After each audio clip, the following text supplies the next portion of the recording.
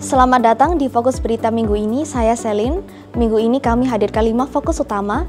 Jembatan baru di wilayah Hualien, Taitung resmi dibuka, penguatan layanan bagi penyakit paru obstruktif kronik, peluncuran pameran film warga Taoyuan, peningkatan pengawasan terhadap pandemi ASF, dan distribusi uang tunai sebesar 10.000 atau setara 5 juta rupiah untuk seluruh warga. Mari kita simak 5 peristiwa kunci minggu ini. Pembukaan gerbang transportasi baru di wilayah Hualien Taitung transportasi di wilayah timur Taiwan mendapat terobosan besar. Jembatan baru yang menghubungkan kota Hualien dan Lembah Timur telah resmi dibuka.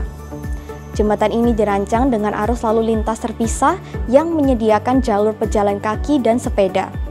Hal ini tidak hanya memperbaiki masalah kemacetan yang sudah lama, tetapi juga memperkuat kemampuan tanggap banjir dan gempa bumi. Biro Jalan Raya menyatakan bahwa jembatan ini bukan hanya proyek transportasi, namun juga landmark bagi pembangunan berkelanjutan di wilayah timur Taiwan. Penguatan penanganan penyakit paru obstruktif kronik (PPOK). PPOK menjadi salah satu dari 10 penyebab utama kematian di Taiwan. Badan Asuransi Kesehatan Nasional Taiwan mengumumkan alokasi dana untuk memperkuat layanan rumah sakit dan klinik, manajemen obat, dan pelacakan komunitas, serta program pemantauan kasus kronis. Kalangan medis mengingatkan bahwa lansia, perokok, dan orang yang terpapar polusi udara adalah kelompok beresiko tinggi. Berhenti merokok, mengkonsumsi obat secara teratur, dan latihan rehabilitasi adalah 3 langkah utama untuk mencegah kondisi memburuk. Pameran film warga Taoyuan menampilkan beragam suara pemerintah kota Taoyuan mendorong program edukasi pembuatan film bagi warganya. Program ini melibatkan siswa, warga, dan kelompok masyarakat bersama-sama untuk membuat film dan mendokumentasikan isu-isu lokal. Menampilkan beragam sudut pandang mulai dari budaya imigran hingga keberlanjutan lingkungan. Pihak penyelenggara menyatakan bahwa film bukan hanya sekedar dokumentasi, tetapi terlebih merupakan pernyataan partisipasi warga dalam kehidupan sosial. Peningkatan pengawasan terhadap pandemi ASF, African Swine Fever.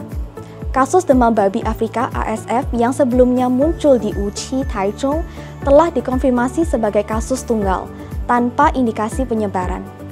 Untuk mencegah virus masuk kembali, pemerintah menghapus jalur merah-hijau dalam pemeriksaan imigrasi di bandara dan seluruh bagasi penumpang yang masuk akan diperiksa tanpa kecuali.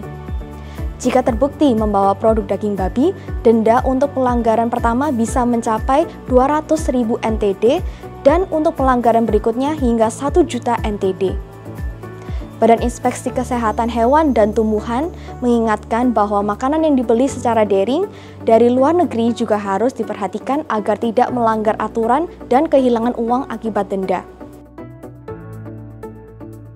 Distribusi uang tunai 10.000 NTD resmi dimulai. Kebijakan pembagian tunai untuk seluruh warga yang menjadi perhatian publik kini resmi diluncurkan. Setiap orang yang tercatat sebagai penduduk Taiwan memiliki izin tinggal permanen (APRC) atau status domisili resmi berhak menerima uang tunai sebesar 10.000 NTD. Metode penyalurannya meliputi transfer langsung ke rekening, pendaftaran online, penarikan melalui ATM, pengambilan di loket kantor pos, serta pembagian langsung bagi daerah terpencil yang didata secara khusus. Pendaftaran online dibuka sejak 5 November, 5 hari pertama menggunakan sistem pembagian berdasarkan angka terakhir kartu identitas dan akan dibuka sepenuhnya setelah 10 November. Pemerintah mengingatkan bahwa proses hanya dilakukan melalui situs resmi dan saluran layanan 1988. Tidak akan ada permintaan nomor rekening atau kata sandi melalui telepon.